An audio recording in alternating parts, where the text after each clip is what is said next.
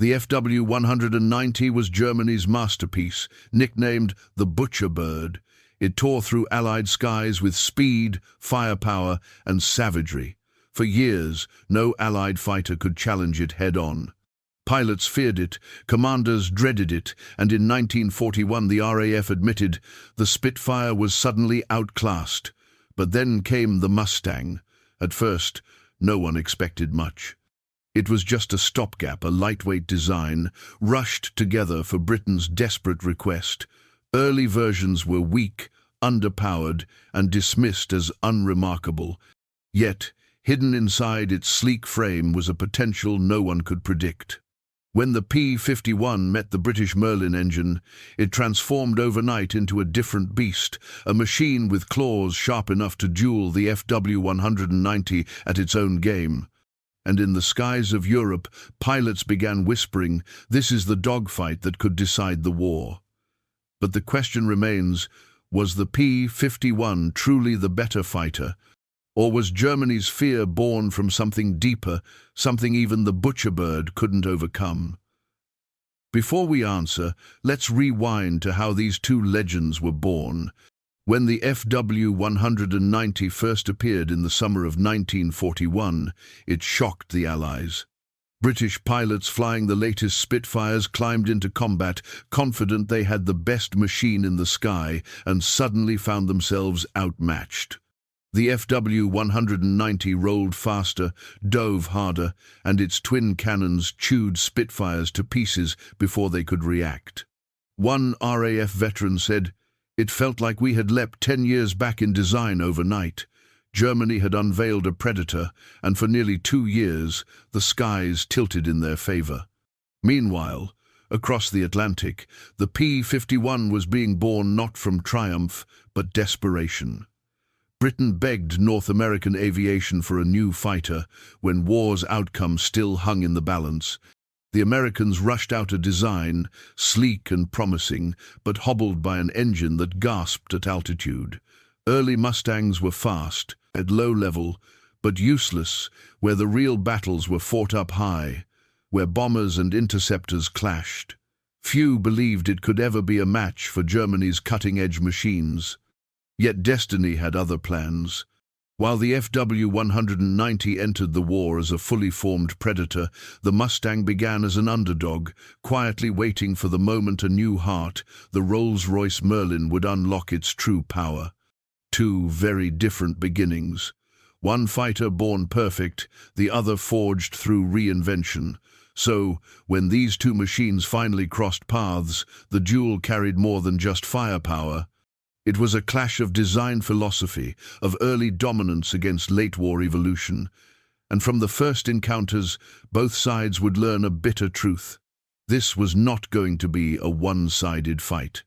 Every fighter has its secrets, and the FW-190s were carved into its brutal frame. Unlike the fragile Bf-109, the 190 used a wide landing gear that gave pilots confidence on rough fields. Its BMW radial engine shrugged off damage and gave it power to climb like a hawk. Most terrifying were its guns, twin 13mm machine guns above the engine and 4 20mm cannons in the wings. In a single pass, an FW-190 could tear a bomber apart or slice a fighter to ribbons. German pilots called it a flying sledgehammer, built for shock and destruction. The Mustang's secret was different. Engineers gave it a laminar flow wing, smooth and thin, designed to reduce drag. It looked elegant, but at first the Allison engine couldn't breathe at altitude. That should have been the end of its story. But when Britain fitted the Mustang with the Rolls-Royce Merlin engine, the same power plant driving Spitfires, the transformation was electric. Suddenly, the Mustang could climb with the best, dive with control, and chase German fighters deep into enemy airspace. And while the FW-190 carried heavy guns, the P-51's advantage was endurance. It could fly 6, even 7 hours, with drop tanks, escorting bombers all the way to Berlin and back. German pilots quickly realized they could no longer pick off bombers without tangling with Mustangs. The FW-190 was muscle and shock power. The P-51 was balance and reach. Both machines were masterpieces, but their strengths meant their duels would depend not just on hardware, but on the hands and decisions of the pilots flying them. But design only goes so far. What mattered was what happened when they finally met, nose to nose, in combat. And in 1943, that moment came. In the autumn of 1943, the air war over Europe shifted. Until then, bomber crews flying into Germany were slaughtered. FW-190s and Bf-109s tore into unescorted formations, and losses were so high, some missions verged on suicide runs. But when the P-51 arrived, escorting bombers beyond the range of Spitfires and Thunderbolts, German pilots faced something new, an enemy that could follow them all the way home. The first clashes stunned both sides. Over Bremen and Hanover, Luftwaffe pilots dove in, expecting the usual massacre, only to find Mustangs climbing with them, rolling with them, refusing to fall away. Dogfights erupted at high altitude, and for the first time, FW-190 pilots discovered an opponent who could not be shaken. Reports spread quickly. American pilots spoke of duels, where a single Mustang tied down entire flights of 190s, while German veterans admitted grudging respect. One Luftwaffe officer wrote, "They come from nowhere, always above us, and they never run out of fight." Still, the FW-190 was no easy prey. In the hands of an ace, it could turn a Mustang into scrap in seconds. The difference now was psychological. The Germans no longer entered combat with certainty. For the first time, the butcher bird bled. But the duels were just beginning. As both sides adjusted their tactics, the dogfights became a deadly chess game where seconds meant survival. And soon, pilots realized this was no longer about machines alone. It was about strategy. Dogfighting between the P-51 and FW-190 was never a simple matter of speed or firepower. It was about who dictated the fight. FW-190 pilots relied on boom and zoom. They dove from above, unleashed their cannons in a blistering burst, and then used raw speed to climb away before an enemy could react. In the hands of veterans, this tactic was deadly. One Mustang pilot recalled, "If you saw the 190 first, you were already in trouble." But the Mustang had its own edge, endurance and energy fighting. With its laminar flow wing and Merlin engine, the P-51 could sustain high-speed turns without bleeding too much energy. American pilots learned to fight in groups, covering each other, forcing the FW-190 into turning duels it could not sustain. "Stay high, stay fast, stay together," became the mantra. The clash of styles meant every encounter was a gamble. If a 190 caught a Mustang by surprise, its cannons could shred it in a heartbeat. But if the Mustang survived the first strike, the odds began to shift. Slowly, painfully, Luftwaffe pilots realized they could not always disengage at will. And yet, the battlefield was never static. Both sides evolved, adapting their tactics, changing the rhythm of combat. Still, in the end, the skies favored the fighter with more numbers, more fuel, and more chances to return tomorrow. And by 1944, those odds no longer belonged to Germany. But that wasn't the end, because even as the balance shifted, the FW-190 still had tricks left, and some of them were terrifying. By 1944, the balance in the skies was collapsing. Daylight raids that once spelled doom for American bombers were now guarded by long streams of P-51s. Luftwaffe pilots, once predators, found themselves outnumbered and outflanked. A formation of fortresses no longer meant helpless prey. It meant a swarm of Mustangs lurking above, waiting to pounce. German aces complained of exhaustion. Even if they survived one fight, another wave of Mustangs appeared hours later. The Luftwaffe's veteran corps, men who had dominated the skies since 1940, was dwindling. In their place came green recruits thrown into cockpits with only a handful of hours training. Against the disciplined, aggressive Mustang groups, they had little chance. And attrition was brutal. By mid-1944, the Luftwaffe was bleeding faster than it could recover. The FW-190 was still formidable, but fewer and fewer skilled hands remained to wield it. Numbers, endurance, and pressure turned every German sortie into a gamble with death. But even cornered, Germany was dangerous. The butcher bird still had claws and new variants designed to bring terror back to Allied skies. The Luftwaffe's next move would shock bomber crews and prove the FW-190 was not finished yet. Just when the Allies thought they had broken the FW-190, Germany revealed new, terrifying variations of its butcher bird. The A8 model bristled with cannons, some mounting twin 30mm Mk-108s that could rip a bomber apart with only a few hits. American gunners described the experience as watching entire wings vanish in fireballs. For the men inside the bombers, the FW-190 was still their most feared enemy. Then came the Sturmbok unit's heavily armored FW-190s designed for one grim purpose: to smash through bomber formations at point-blank range. Their cockpits and engines were plated in steel, and they carried enough firepower to tear into B-17s and B-24s. Some were even ordered to ram if their guns failed.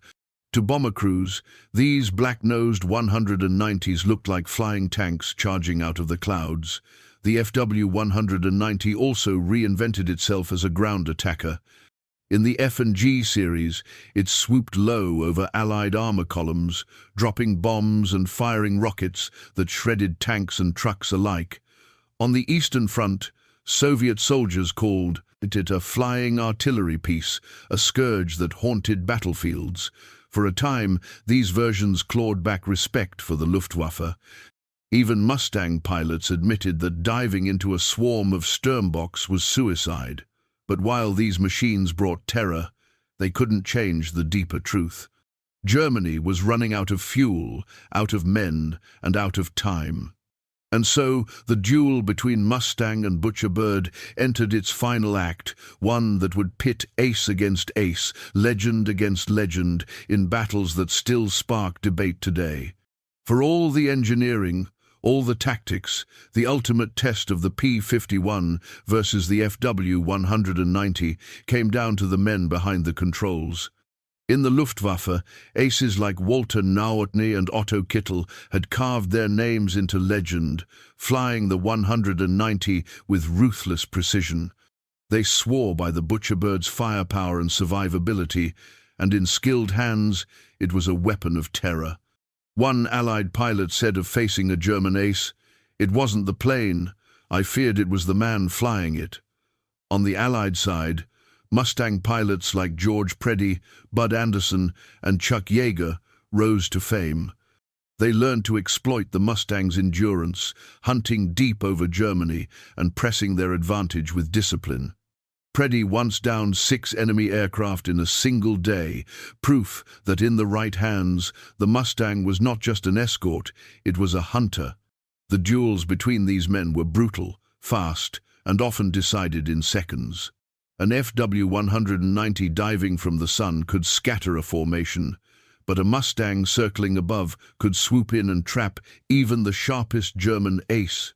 What became clear was this: individual skill could tip the scales in any single fight. But across the months, numbers and strategy tilted the war toward the Allies. By late 1944, many German legends were gone, shot down, captured, or simply worn out by endless missions. The Mustang aces, meanwhile, grew stronger with every sortie. The duel had shifted from a clash of equals to a slow, grinding eclipse.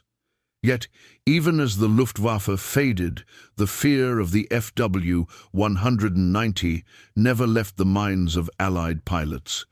It remained the plane they respected, the opponent they dreaded, the bird of prey that could still, under the right hands, end a mission in fire. When the war ended, both the P-51 and FW-190 carried scars of their duel, but their legacies could not have been more different.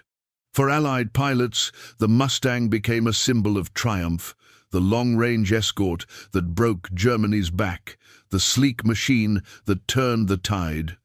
Veterans called it their guardian angel, the fighter that brought bomber crews home. For German pilots, the FW-190 remained a creature of fear and pride. Even in defeat, they admitted the Mustang was the only Allied plane that truly unsettled them.